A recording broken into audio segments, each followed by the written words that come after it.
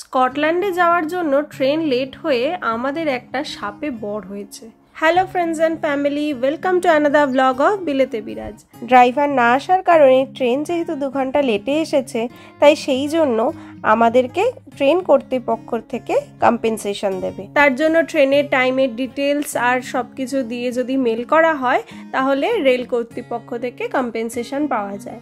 আর আমাদের ট্রেনের 2 ঘন্টা লেটের জন্য আমরাও সেই কম্পেনসেশনটা পাবো। ইউকেতে এইসব নিয়মের ক্ষেত্রে যেমন সুবিধা আছে তেমনি অসুবিধাও আছে, কারণ ট্রেনে প্রায়ই এই সমস্যাগুলো লেগে থাকে। হয়তো অনেক সময় নির্দিষ্ট টাইমের মধ্যে কোথাও পৌঁছানোর থাকে, আর তখন ট্রেন লেট করলে বা ক্যান্সেল হলে খুব সমস্যায় পড়তে হয়। আর এরকম দূরের জার্নির জন্য যখন ট্রেনটাই ভরসা, তখন ট্রেন পোস্টপন্ড হলে বা ক্যান্সেল হলে সাধারণ মানুষের বেশ ভোগান্তি হয়। কারণ বাসে করে আজ যদি আমরা স্কটল্যান্ড যেতাম তাহলে প্রায় 8 ঘন্টার উপর সময় লাগতো। ট্রেনের থেকে বাসের টিকিটের দামটা সস্তাই হয়, তবে এতক্ষণ সময় লাগে বলে সবাই ট্রেনে করেই জার্নিটা করতে পছন্দ করে। স্কটল্যান্ডে যাওয়ার সময় যেমন সুন্দর প্রাকৃতিক দৃশ্য দেখতে পাওয়া যায়, তেমনি ওয়েদারটাও ক্ষণে ক্ষণে চেঞ্জ হতে থাকে। একটু আগেই ছিল ঝলমলে রোদ, আবার এখন আস্তে আস্তে আকাশের কোণে মেঘ দেখা যাচ্ছে, আবার মাঝে এক পশলা বৃষ্টিও হলো। ইউনাইটেড কিংডমের 4টে দেশের মধ্যে স্কটল্যান্ডের ল্যান্ড এরিয়া 1/3 অংশ জুড়ে আছে। রোমানরাই প্রথম এখানে এসে বসতি স্থাপন করেছিল, আর তার ল্যাটিন নাম ছিল ক্যালিডোনিয়া। ইউনাইটেড কিংডমে স্কটল্যান্ডই হলো সবচেয়ে পুরনো দেশ। 843 খ্রিস্টপূর্বাব্দে ট্র্যাডিশনালি এই কিংডম অফ স্কটল্যান্ডটা তৈরি হয়েছিল। এই দেশটার এক অদ্ভুত মায়া আছে। এটা খুবই মিস্টেরিয়াস, আর এর সাথে সাথে এদের মাইথোলজিও ভীষণ রিচ। এখনো এখানকার মানুষেরা ইউনিকর্নকে ন্যাশনাল অ্যানিমাল হিসাবে গণ্য করে। স্কটল্যান্ড দেশের যে পতাকা আছে সেটা পৃথিবীর মধ্যে ব্যবহৃত পুরনো পতাকাগুলির মধ্যে একটি। এই দেশে 790টির উপরে আইল্যান্ড আছে, তবে মাত্র 130টা আইল্যান্ডেই মানুষ বসবাস করে। আমরা এবার মূলত স্কটল্যান্ডের রাজধানী এডিনব্রা আর আরেকটি বড় শহর গ্লাসগোতে ঘুরবো।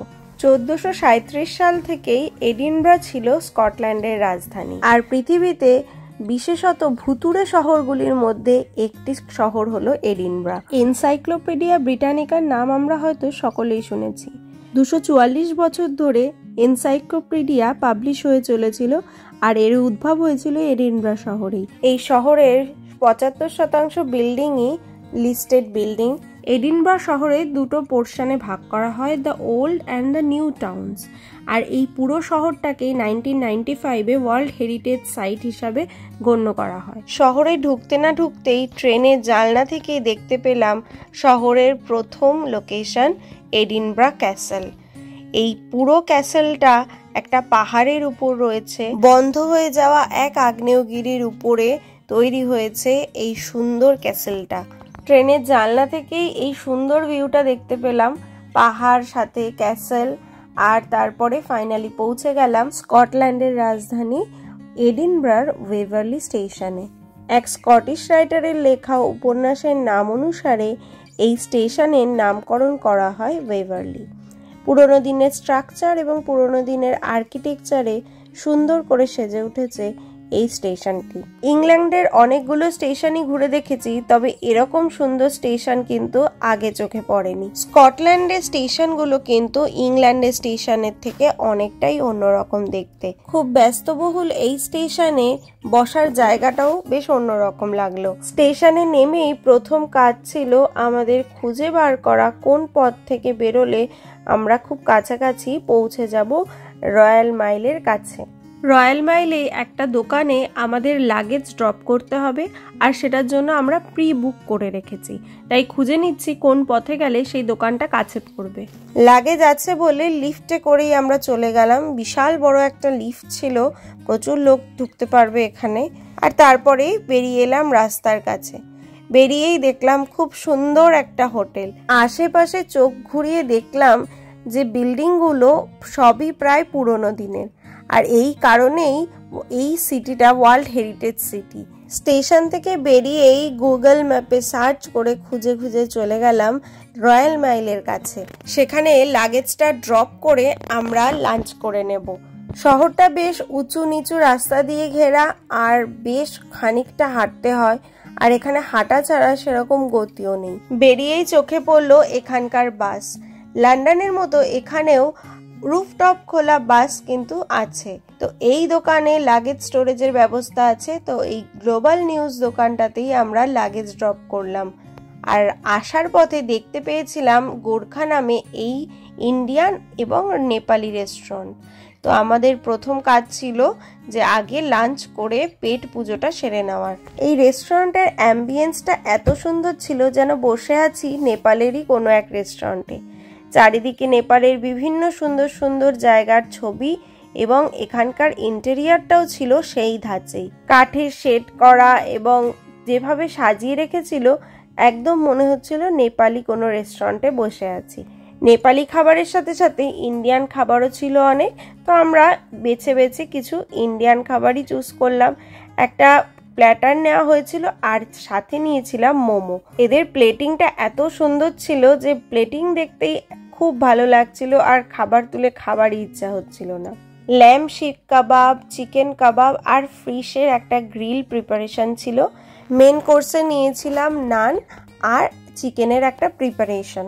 লাঞ্চ সেরেই যেহেতু শহরটাকে ঘুরে দেখতে হবে তাই জন্য আর আমরা রাইস খেলাম না, নানই খেয়ে নিলাম। আর নেপালি মিউজিকের সাথে এইসব খাওয়া দাওয়া খেয়ে আমাদের মনটা ভরে গেল। স্কটল্যান্ডের রয়্যাল মাইলের কাছে যদি কেউ ইন্ডিয়ান খাবার খেতে চায় তো এই রেস্টুরেন্টটা অবশ্যই ট্রাই করতে পারে। বেশ ভালো অ্যাম্বিয়েন্স আর তার সাথে সাথে খাওয়া দাওয়াও খুব ভালো। এরপরে আমাদের শহর ঘুরে দেখার পালা। যখন খাবার খাচ্ছিলাম তখন এক পশলা বৃষ্টি হয়ে গেল, তাই রাস্তাঘাট একদম ভিজে আছে। শহরের আনাচে কানাচে অলিতে গলিতে যত এক্সপ্লোর করছি তত যেন আমি হ্যারি পটারের মুভির সিনগুলোকে চোখের সামনে দেখতে পাচ্ছি। স্কটল্যান্ডের নাম শুনলেই হ্যারি পটারের নামই মনে পড়ে। হ্যারি পটারের রাইটার জে.কে. রাউলিং এই শহরের বিভিন্ন জায়গা থেকে ইন্সপায়ার হয়েই গল্পটি লিখেছিলেন। স্কটল্যান্ডের রাস্তার আশেপাশেই এরকম সিঁড়ি দেখতে পাওয়া যায়। এর মধ্যে আমরা প্রথমে একটা সিঁড়ি থেকে গেলাম, এর নাম অ্যাডভোকেটস ক্লোজ। 500 বছরের পুরনো এই রাস্তা থেকে যেতে যেতে এক অন্যরকম অনুভূতি হলো। এই ক্লোজগুলোতে আগেকার দিনে বিখ্যাত কোনো মানুষদেরই বাড়ি থাকতো। আমরা এখন এডিনবরার ওল্ড টাউনের দিকে আছি। তবে এত চড়াই উতরাই রাস্তা দিয়ে হাঁটতে হাঁটতে আমাদের অবস্থা একেবারে খারাপ হয়ে গেছিল। এমনিতেই ইউকেতে যখনই এসেছি তারপর থেকে সব জায়গাতে হেঁটে হেঁটেই এক্সপ্লোর করতে হয়, কিন্তু স্কটল্যান্ডের ব্যাপারটা একেবারেই আলাদা। এত সিঁড়ি আর এত চড়াই উতরাই যে আমাদের দম বেরিয়ে যাওয়ার জোগাড় হয়েছিল। সিঁড়ি থেকে উঠে আমরা চলে এলাম প্রিন্সেস স্ট্রিটের দিকে। সামনের বিল্ডিংটা স্কটল্যান্ডের হাইকোর্ট অফ জুডিশিয়ারি। আর এখানেই আছে স্কটল্যান্ডের বিখ্যাত cathedral church, Saint Giles cathedral church. আর এর উল্টো দিকেই ছিল একজন স্কটিশ ফিলোসফার ডেভিড হিউমের একটা স্ট্যাচু। স্কটল্যান্ডে বিভিন্ন রকমের বাস ট্যুর হয়, তার মধ্যে এই ঘোস্ট বাস ট্যুরটা ভীষণ ফেমাস। লন্ডনে গেলেও আমরা এই বাসগুলো দেখতে পাই। স্কটল্যান্ড একটা হন্টেড সিটি হওয়ার জন্য এইসব বাসগুলোর রাইডগুলো খুব এক্সাইটিং হয়। বাসটা একটা ভিনটেজ বাসের মতো করে সাজানো থাকে আর ভেতরে অনেক রকম এলিমেন্টস থাকে যেগুলো দিয়ে ভয় দেখানো যায়। আর এটা অনেকটা কমেডির মতো হয় আর বিভিন্ন রকম বাচ্চাদের জন্য স্টোরি টেলিংও থাকে। এডিনবরা শহরের প্রথম ভিজিটিং ডেস্টিনেশন ছিল একটা গ্রেভইয়ার্ড। কবরস্থানে হঠাৎ ঘুরতে যাচ্ছি এর বিশেষ কারণ আছে, কারণ হ্যারি পটারের রাইটার জে.কে. রাউলিং এই গ্রেভইয়ার্ড থেকে ইন্সপায়ার হয়ে গল্পটি লিখেছিলেন। এই শহরের একটা বিখ্যাত স্ট্যাচু হলো গ্রেফ্রায়ার্স ববি। এডিনবরা সিটি পুলিশে জন গ্রে নামে একটা নাইট ওয়াচম্যান কাজ করত এবং তারই বিশ্বস্ত কুকুর ছিল এই ববি। জন গ্রে যখন মারা যান তার কবরের পাশে বসে 14 বছর ধরে মৃত্যুর শেষ দিন অবধি সে পাহারা দিত। আর এই জন্য এই কুকুরটাকে সবাই খুব আদর করত, ভালোবাসত এবং খেতেও দিত। আর বিশ্বস্ততার প্রতীক হিসাবে মালিকের গ্রেভের খুব কাছাকাছি তার গ্রেভও দেওয়া হয় এবং তার নামে একটা ব্রোঞ্জ স্ট্যাচুও তৈরি করা হয়। স্কটিশ বিলিভ অনুযায়ী এই ববির স্ট্যাচুর নাকে যদি কেউ হাত বোলায় তাহলে তার সৌভাগ্য আসে। গ্রেফ্রায়ার কার্কইয়ার্ডে আমরা প্রথমে গিয়েই দেখতে পেলাম এখানে খুব সুন্দর ফুল দিয়ে গার্ডেনিং করা রয়েছে আর এখানেই রয়েছে ববির গ্রেভ। এরপরে আমরা পুরো কবরস্থানটা ঘুরে দেখলাম আর অবাক হয়ে গেলাম তখনকার এলিট মানুষরা কিরকম সুন্দর করে কবর দিত, ঘরের মতো করে বানিয়ে, আর সেটা এত সুন্দর করে কারুকার্য করা। তো আমরাও এখানের ফেমাস থমাস রিডেলের গ্রেভটা খুঁজতে লাগলাম, যেটা থেকে হ্যারি পটারের স্টোরি ইন্সপায়ার হয়েছে। এছাড়া ম্যাকগোনাগাল, রবার্ট পটার, সিরিয়াস ব্ল্যাক, হাফেলপাফ এবং স্টোরিতে দেখানো গডরিক্স হলও এই জায়গাটা থেকেই ইন্সপায়ার হয়েছে। 16th সেঞ্চুরির এই এডিনবার্গ সিমেট্রির অনেক গ্রেভস্টোন থেকে যেহেতু হ্যারি পটারের স্টোরিটা ইন্সপায়ার হয়েছে, তাই প্রচুর মানুষ এখানে দেখতে আসে এবং সেই গ্রেভস্টোনগুলোকেও দেখে। এটা পৃথিবীতে মোস্ট হন্টেড গ্রেভইয়ার্ডসের মধ্যে একটা, আর এখানে বহু বিখ্যাত মানুষের গ্রেভ আছে। আর 1600 শতাব্দী থেকে এখনো অবধি প্রায় 2.5 লাখের উপরে কবর এই গ্রেভইয়ার্ডেই আছে। সন্ধেবেলা আসলে হয়তো গা ছমছম করতো, কিন্তু আমরা যখন গেছি তখন বেশ রোদ উঠেছিল আর জায়গাটা বেশ ক্রিপি, তবে এত সুন্দর কনস্ট্রাকশন আর এত পুরনো দিনের আর্কিটেকচার যে দেখতে এমনিই ভালো লাগছিল। এখন আমরা যে দেওয়ালটা দেখতে পাচ্ছি এর নাম ফ্লোডেন ওয়াল। ব্যাটেল অফ ফ্লোডেনে যখন স্কটিশ আর্মিরা জয়লাভ করেছিল আর তখন তারপরে এই ফ্লোডেন ওয়ালটা তৈরি করেছিল যাতে এই শহরটাকে ইংলিশম্যানদের হাত থেকে প্রোটেক্ট করা যায়। এই দেওয়ালটাই এই কবরস্থানটাকে দুটো ভাগে ভাগ করে দিয়েছে। তো ফাইনালি আমরা সেই বিখ্যাত কবরের সামনে এসে পৌঁছালাম। হ্যারি পটারের বিখ্যাত ক্যারেক্টার লর্ড ভলডেমর্টের বাবা ছিলেন থমাস রিডল, সেটা আমরা গল্পে সবাই দেখেছি। আর সেই থমাস রিডলেরই একটা গ্রেভ, কিন্তু এটা পুরো ফিকশনাল আর এইখান থেকে ইন্সপায়ার্ড। তো সবাই গিয়ে সেখানে ফটো তুলছিলেন। এই ওয়ালেই আছে এই থমাস রিডলের গ্রেভস্টোনটা। ক্রিকইয়ার্ড থেকে আমরা চলে গিয়েছিলাম ওয়েস্ট বো ওয়েলে। এডিনবার্গ ওল্ড টাউনে এটা একটা কালচারাল ল্যান্ডমার্ক। এডিনবার্গ শহরে এটিই ছিল প্রথম পাইপড ওয়াটার সাপ্লাই সিস্টেম। এই ওয়েস্ট বো ওয়েল এখন আর অপারেশনাল না হলেও এটা এখনও একটা সিগনিফিক্যান্ট হিস্টোরিক্যাল আর কালচারাল ল্যান্ডমার্ক হিসাবে এডিনবার্গ ওল্ড টাউনে রয়ে গেছে। এরপর হাঁটতে হাঁটতে আমরা পৌঁছে গেলাম ভিক্টোরিয়া স্ট্রিটে।